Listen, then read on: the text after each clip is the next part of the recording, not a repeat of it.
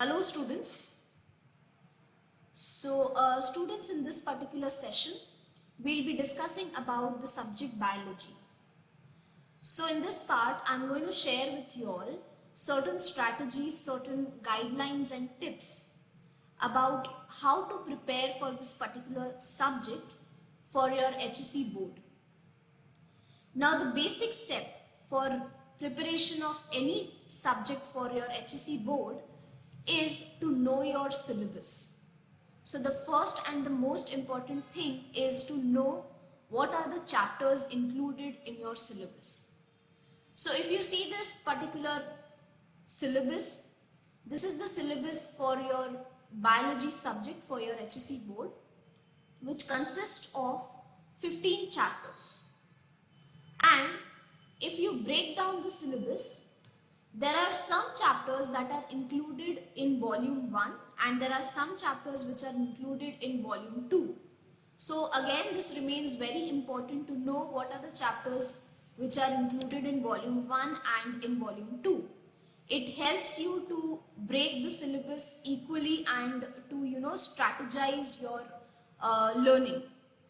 So in volume 1, there are chapters like reproduction in lower and higher plants, reproduction in lower and higher animals. Then there are 3 chapters related to genetics, that is inheritance and variation, molecular basis of inheritance, origin and evolution of life. And then there are chapters which are related to plants, that are plant water relation, plant growth and mineral nutrition. And the last one is respiration and circulation. So about 8 chapters are included in volume 1. In volume 2, there are chapters from chapter number 9 to chapter number 15. That is control and coordination, human health and diseases, enhancement of food production, biotechnology. Then the 13th chapter is organism and population, ecosystem and energy flow. Then the last chapter is biodiversity, conservation and environmental issues. So these 7 chapters, 1, 2, 3, 4, 5, 6, 7 chapters are included in volume 2 and 8 chapters are included in volume 1. So this is the breaking down of your syllabus in 1 and 2 volume. Then you also have to know the chapter wise distribution of marks. Okay, so here we'll be seeing what chapter is having or what marks is being given or what weightage is being given to which chapter. Now, if you see all the 15 chapters, it is being divided into 5 units. The first unit is reproduction, and the 2 chapters over here is reproduction in lower and higher plants and reproduction in lower and higher animals. And the marks or the weightage for these chapters are 8 and 8 marks. Okay, which is, you can say it is the highest weightage in volume 1. Okay, so it is very important for you all, it becomes very important to cover up these 2 chapters thoroughly. Okay, then if you see inheritance and variation, molecular basis of inheritance and origin and evolution, that is the chapters which come in unit of genetics and evolution, are having 6 marks each. Okay, they have been given the weightage of 6 marks each. Now again, for this particular year, as we are facing the pandemic, some of your syllabus has been reduced by the board. Okay, if you are aware, if you have seen that particular video, I have uploaded a video where I have discussed certain parts which have been reduced. So there is nothing that is reduced from inheritance and variation, and there is nothing that is reduced from molecular basis of inheritance. And there is a lot part which has been reduced from origin and evolution of life. So you can again consider these 2 chapters, that is inheritance and variation and molecular basis of inheritance, more important as compared to origin and evolution of life. So after these 2 chapters which carry the highest weightage in part 1 or volume 1, you can give the next preference to inheritance and variation and molecular basis of inheritance, which carries 6 marks each. Again, if we speak about the chapters which are included in physiology, that is plant water relation and plant growth and mineral nutrition, a lot of the part of these two chapters are also being reduced. Okay, so if we consider about volume 1, the chapters which are very important are reproduction in lower and higher plants, reproduction in lower and higher animals, inheritance and variation, molecular basis of inheritance, and respiration and circulation. As you can see, respiration and circulation is again the chapter with the highest weightage. So respiration and circulation and control and coordination, these are the two chapters of physiology unit which are having the highest weightage. Okay, so amongst these two, as you can see, control and coordination is having the weightage of 11 marks with options, and respiration and circulation is carrying 10 marks. And so if you see the reduced syllabus, not much of the respiration and circulation chapter is being reduced. So if we consider volume 1, out of all these 8 chapters, there are about 5 chapters which are very important. The 2 are from the first unit. Then there is respiration and circulation, and of course the 2 chapters of genetics. Speaking about the second volume, that is from chapter number 9 to chapter number 15. Over here, the highest weightage is being given to the chapter control and coordination. And again, if you see the reduced syllabus, there is not much of the part that is being removed from this particular chapter. So again, this becomes very important. Now, human health and disease. Though it is carrying only 4 marks, the weightage that is being given for this chapter is only 4 marks with options. If you see the reduced syllabus, nothing from this chapter is being reduced. So you can consider for this year, students, like you all are preparing for this particular year, so you can also consider this particular chapter very important. Okay. Then in volume 2, after control and coordination, the next preference that you can give is to these 2 chapters, that is enhancement of food production and biotechnology. Okay, so these are the weightages of the chapters, and the highest weightage is being given to control and coordination, then it is respiration and circulation, and then these 2 chapters of reproduction unit. Okay, so what I suggest you all is to give more preference or to give first preference to the chapters with highest weightage, and then come to the chapters with lower weightages. Okay, so this is the chapter wise distribution of marks of your syllabus. Then the next important thing is the question paper format for your annual exam. Okay, so the total marks for which you all will be giving this paper is 70 marks, and the time duration will be 3 hours. And this particular paper is being divided into 4 parts. Section A will have question number 1 and question number 2, where in question number 1 you will be having 10 multiple choice questions which will be carrying 1 marks each. Now there is one thing about the multiple choice question of how to write the answers of this multiple choice question. Now there are some students who have the habit of writing the complete question and then writing the answer. And then there are some students who do not waste their time in writing the question, they directly write the answers. Now in both the cases, it is very important for you all to write the correct answer with the correct alphabet. Okay, so suppose there is, for example, there is a particular question which is being given 4 choices, A, B, C and D. And in those 4 choices, the B choice is the correct one. So you will write alphabet B and that particular answer. This remains constant for both the scenarios. If you are writing the complete question and then the answer, or if you are just skipping the question and just writing the answer directly. It is very important for you to write the alphabet alongside your correct answer. And this is one of the instruction also which is being given in your paper. Okay, so it becomes very important for you all to, before starting the paper, before starting the solving of the paper, it is very important for you all to read the general instruction. So if you see the sixth instruction, it says that for each MCQ, correct answer must be written along with its alphabet. Okay, and the next important thing for MCQ is that you cannot overwrite and you cannot cancel your first answer and write the second answer. If you cancel the first answer and then write the second answer, your first attempt or your first answer that you have cancelled will be considered.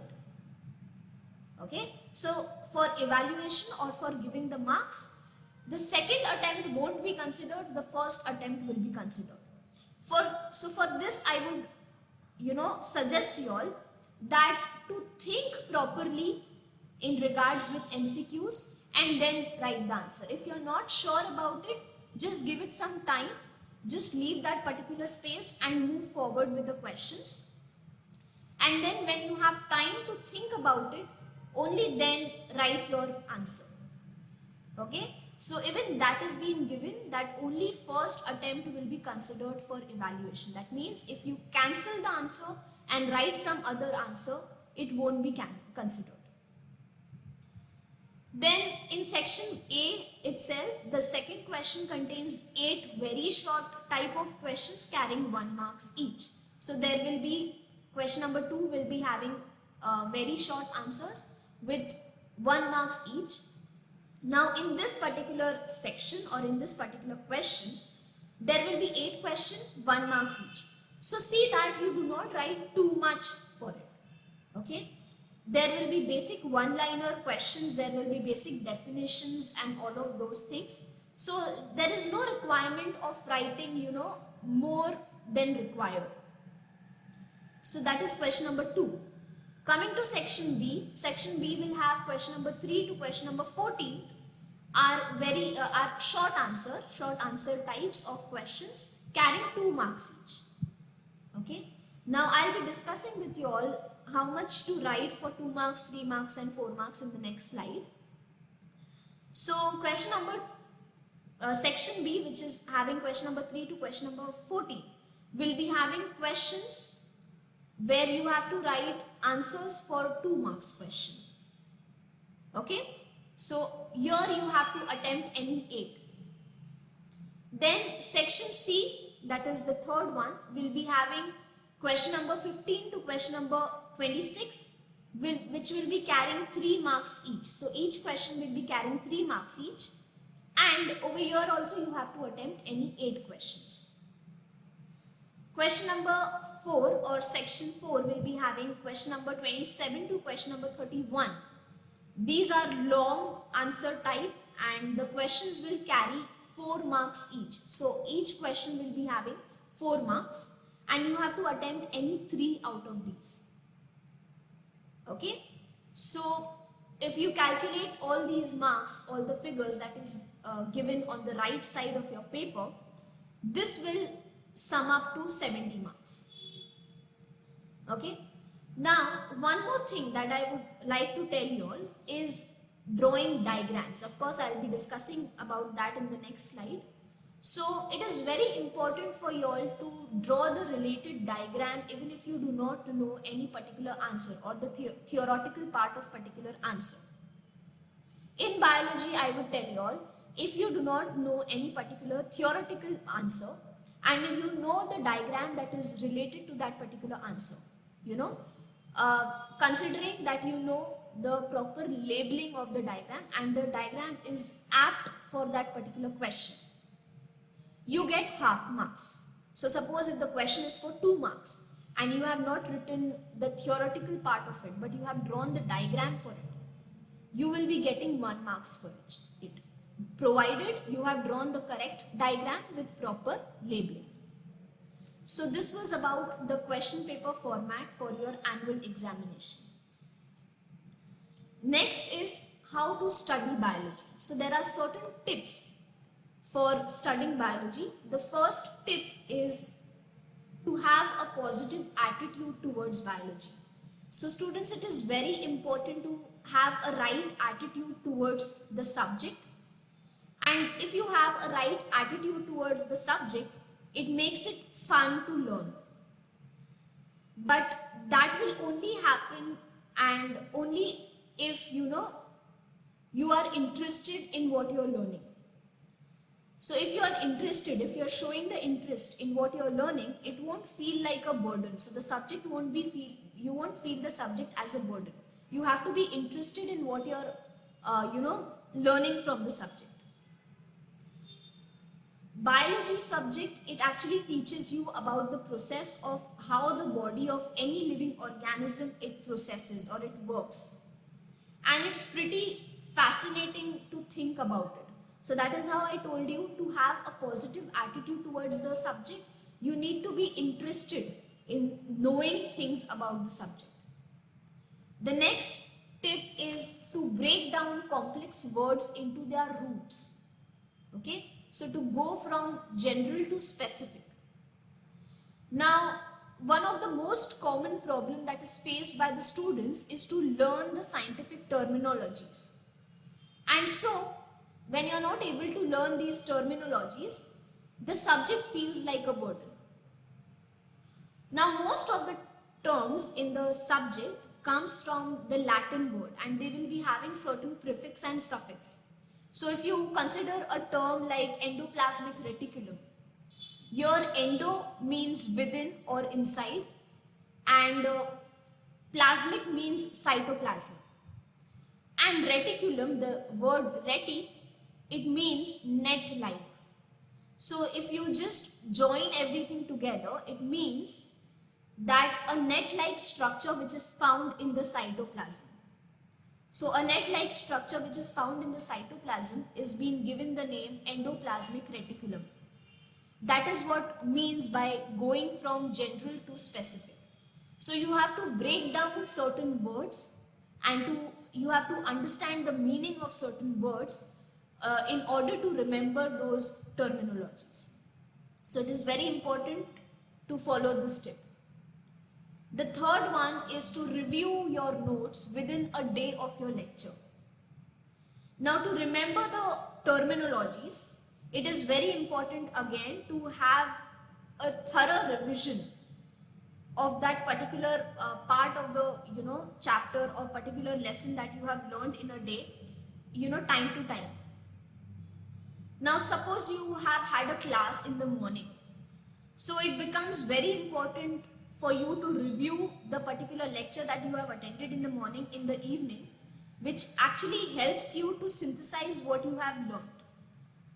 And when I say reviewing or when I say revision, by reviewing I mean to ask yourself if everything is making sense. Whatever you have learned in the morning, when you review it in the evening or the afternoon time, you have to ask yourself that is the things that you are learning or reviewing making sense.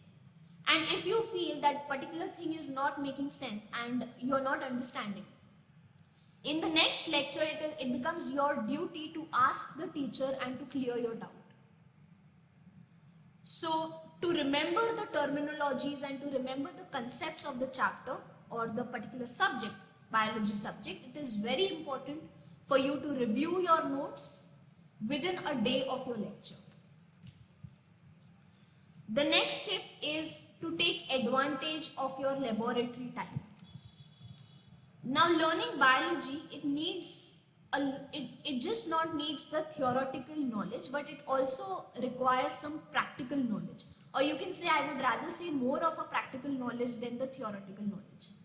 So it is again very important for you to take complete advantage of your laboratory time, so that it gives you a practical view of what you study in theory. If you see, many of your practicals are related to your theoretical matter or the theoretical content. So when you do it in a practical life or when you practice certain things, it becomes easier for you to understand and to memorize that particular concept of the chapter for a longer time. So it is very important to take advantage of your laboratory time to the fullest.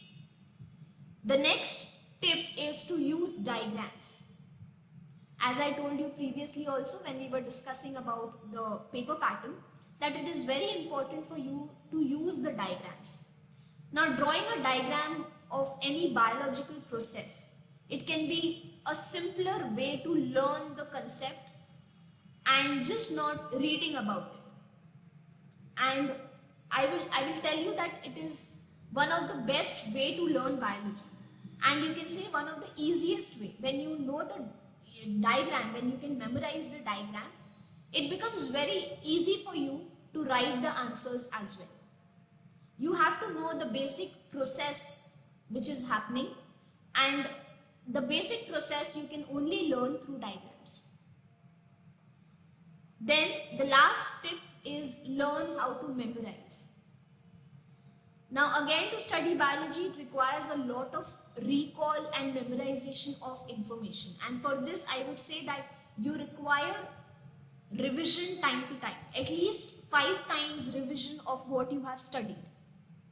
Okay, so only when you do that 5 times revision of a particular chapter or a particular part that you have studied, it becomes easy for you to memorize it for a longer duration of time. Okay, so it remains in your long-term memory when you review it and when you do a revision for at least 5 times. So this was about how to study biology. I have given you all certain tips. Next, preparation of notes. Now this is something I have got a lot of queries about this. Ma'am, how to prepare the notes? The first thing is again to know your syllabus. Know the syllabus, know the weightage that is being given to each of your chapters of your syllabus. What is the marks that is being allotted to particular chapter? So the first thing is know your syllabus. Then you have to know the chapter with highest weightage, and that chapter has to be given the first preference as compared to the chapter with lesser weightage. Now again, here I would also say that if you want to develop a confidence for this particular subject, the other way is you go for easy chapters first. You cover up the easy chapters first and then go for the difficult chapters. Now here what happens is when you cover up the easy chapters, you take less time to study those chapters, correct? And now when you take less time to study the easy chapters, you will know that okay, out of 15 chapters, these are the chapters which I have already covered up. That builds up a confidence in you. Okay, but on the other hand, I would also say that the chapters which are with higher weightage, you have to give preference to that chapter first as compared to the chapters with less weightage. So it depends on you. Okay, it depends upon your capacity of how do you want to study. Next is to know the content well for each chapter. That means the basic foundation of each chapter has to be very clear.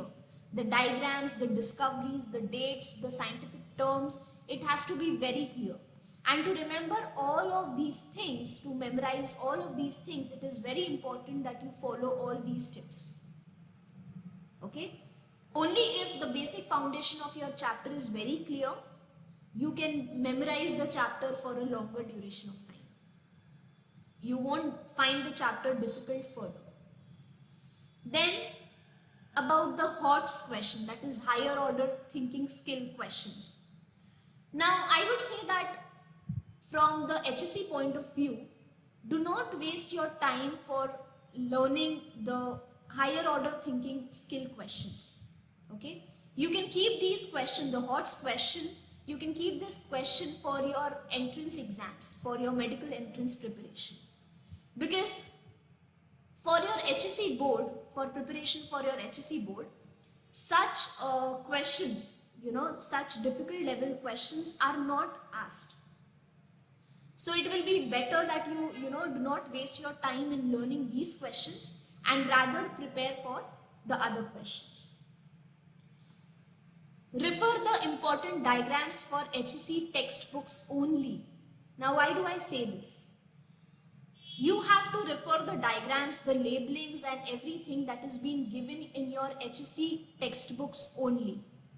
Okay, you have to have a thorough practice for it first, and whenever you are drawing the diagram in your exam, okay, whenever the teachers are evaluating your paper, the teachers will only refer to your HSC textbook and they will only refer to the labelings that is being given in your HSC textbook.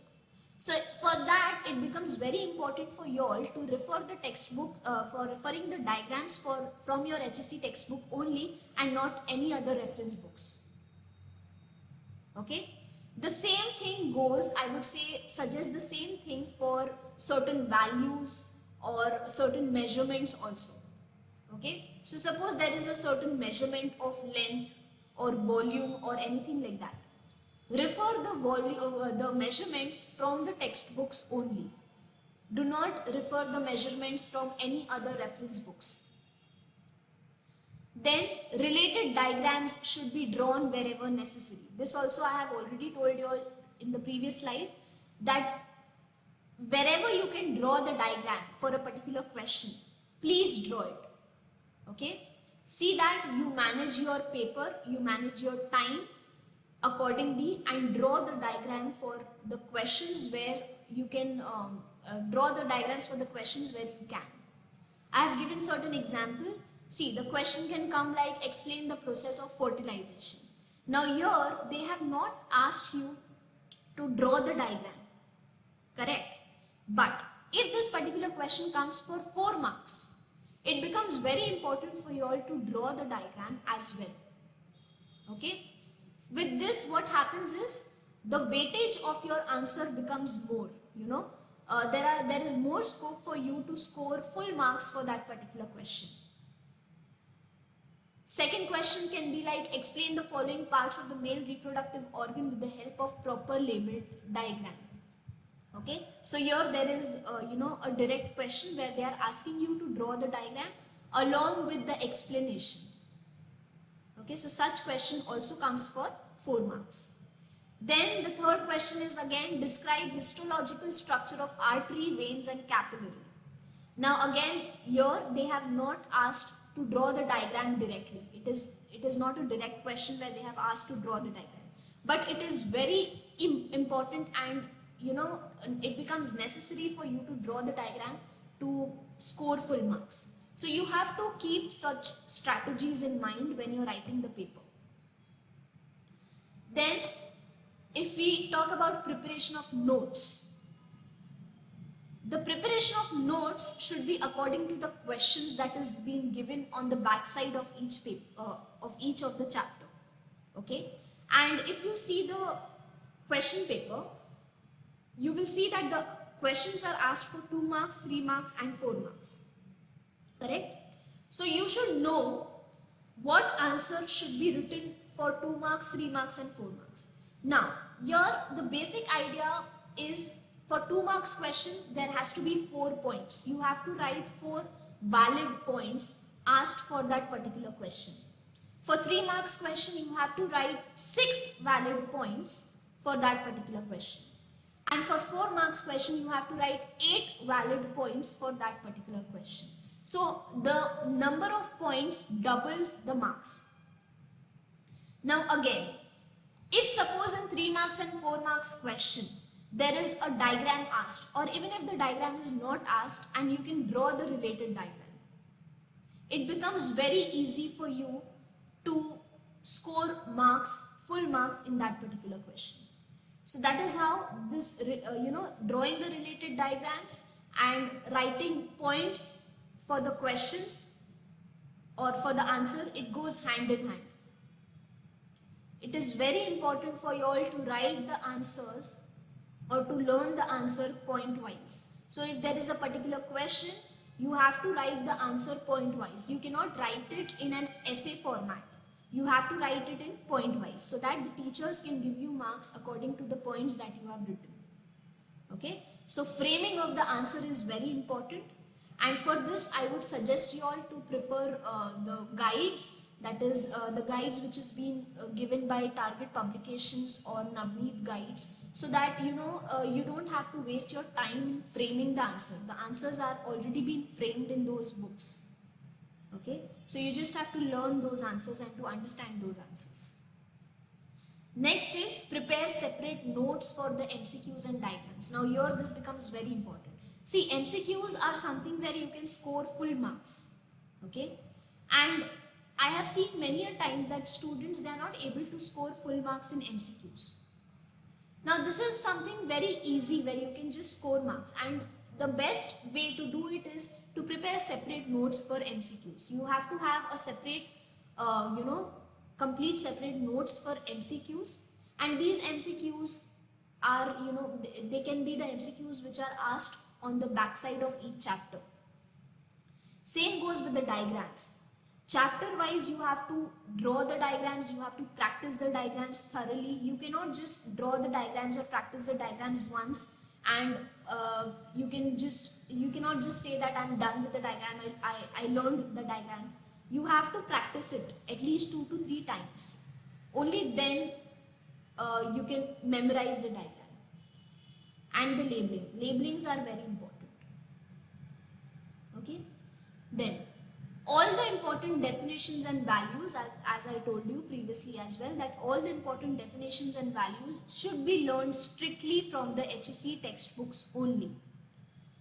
Okay. Now there are papers that have come to us where the student has written the correct definition but the marks is not being given. Why does this happen? This happens because the students have written the definition from some other reference books. They have learned the definition from some other reference book, where it is very important to strictly follow the HSC textbook in relation to your definitions and the values like measurements or any such things. So these are the important points that you need to keep in mind when you're preparing the notes and when you are learning for your HSC boards. Now next we'll be also speaking about the guidelines for your biology practical and the practical exams. Now the first thing that I would like to tell you all is how to write the biology journal. Now students, this is something that I have already discussed with you all in your first year, in your FYGC. Okay, but still we neglect certain mistakes that are done by all, which will not be neglected for your HSC biology journal. Okay, your HSC biology journal has to be up to the mark. The first point is all the writing part has to be written on the ruled page of the journal. You cannot do the writing part on the blank page. Neat labeled diagram should be drawn on the blank page. Okay, so the blank page is always for the diagrams and the ruled page is always for the writing part. Next, do not use any other colored pen or pencils other than blue and black in your journal. So whenever you are writing your journal, see that you only use black and blue colored pens. Do not go for glitter pens and do not go for multicolored pens like purple, red, blue, pink or any such colors, because this is not your scrapbook, this is your journal and you have to maintain it like that. So it is very important for you to use only blue and black colored pens. The diagrams that you draw, it has to be drawn with pencil only. You cannot draw it with pen. Okay, you cannot do the labelings also with pen. The labelings and the diagrams has to be with pencil only. Now if you are drawing, if certain experiment in your journal is having certain table, the observation table. The observation table, if you are drawing it on the blank page, you have to draw the observation table as well with pencil. Anything that comes on the blank page is supposed to be with pencil. If you are drawing it on the ruled page, of course you can draw it, you can make the table with pen, you can write the values with pen, but whenever you're doing it on the blank page, see that you do it only with pencil. Do not overwrite. Overwriting is completely, strictly not allowed. So do not overwrite, do not make it very shabby and messy, and do not do the overdoing of the diagrams as well. You don't have to just sketch it, you don't have to do sketching, and you don't have to do shading and all those kind of things. You have to draw a simple neat diagram. So do not overwrite when you're writing, and do not sketch and shade your diagrams. Maintain complete uniformity in the entire journal. Now suppose you have started writing with a particular color ink. So suppose you have started writing your journal in blue color. Okay, see that you maintain that throughout your journal. Okay, you cannot just write with blue color on the first page, second page, and then from the third page onwards you start with black color. That makes your journal shabby, and I would tell you that your biology journal has marks, and this is the marks that I would say that these are bonus marks that you just get it for free. So you cannot afford to lose these marks.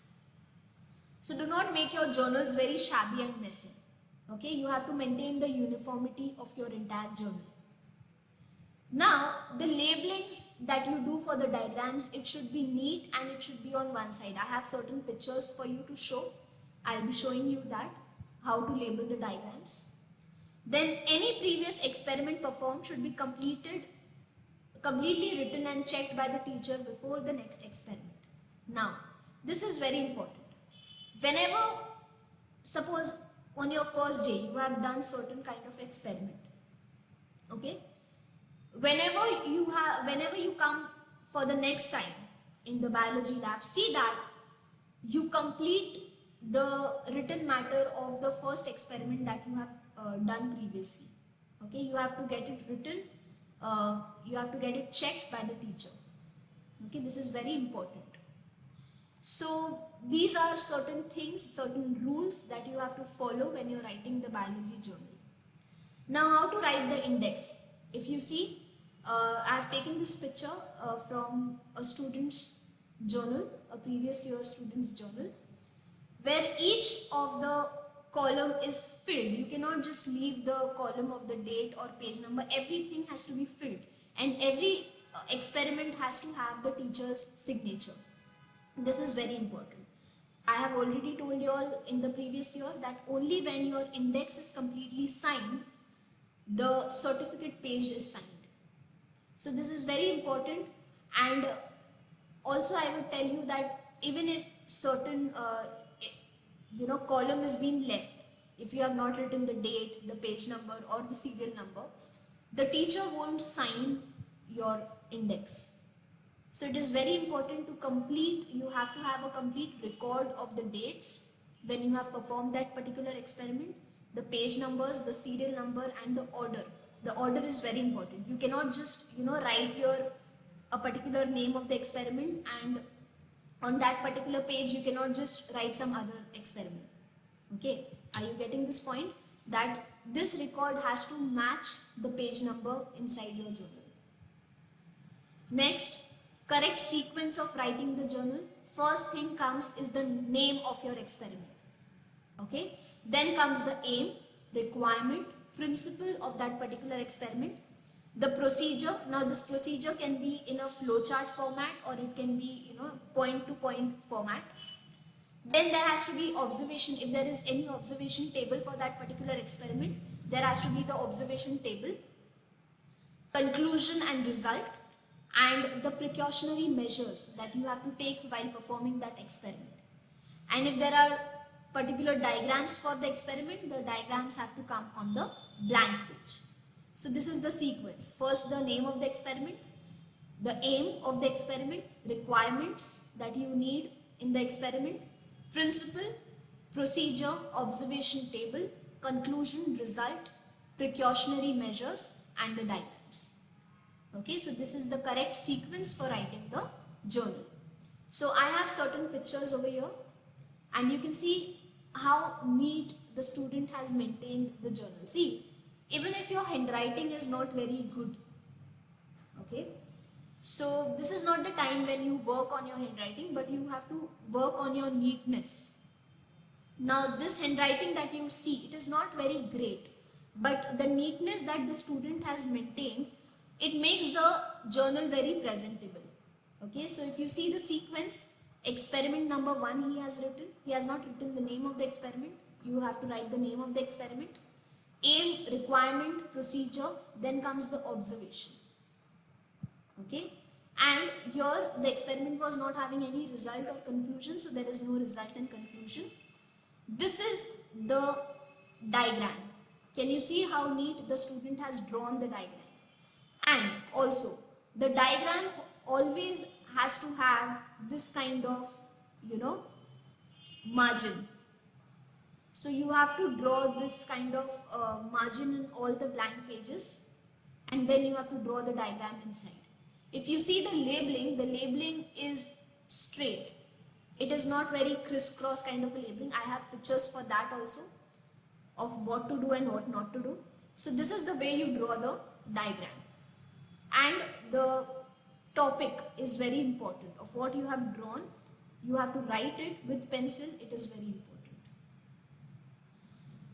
Now these are the pictures that I have taken for you all to show the experiments which are having the observation and conclusion. So if you see the sequence over here, aim, requirement, procedure, here there is no principle, so directly comes the procedure. Observation, there is the observation table, the conclusion and the result. Now if you see that the student has drawn the table, and the student has drawn the table on the ruled page, so it is fine if you draw the table on the ruled page with pen. But if you draw this particular table on the blank page, you have to do it in pencil. You cannot do it in pen. Okay, so this is something you have to maintain. Now the correct way of labeling, if you see that the cortex is labeled straight, medulla, renal artery, renal vein, nephrons and the ureter, everything is labeled straight. This is the correct way to label the diagram. And the incorrect way is this. You cannot do this crisscross kind of thing. You cannot cross the two labelings. Suppose if you have labeled the cytoplasm here and the nucleus is over here, you cannot draw a line like this and label the nucleus over here. This is the wrong way of labeling. So this has to be maintained. And again, I have taken this picture to show you all the incorrect way of writing on the blank page.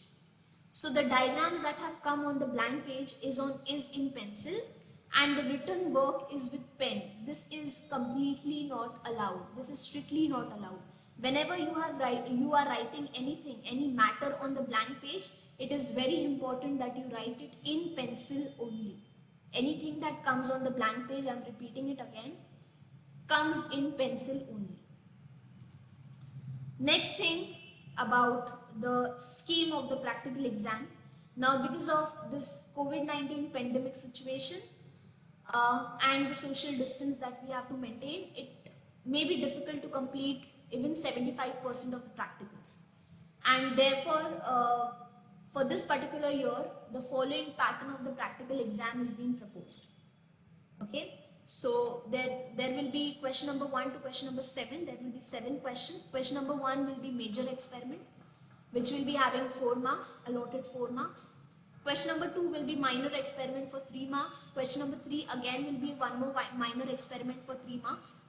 Spottings will be for 10 marks. There will be spottings from alphabet A to alphabet J.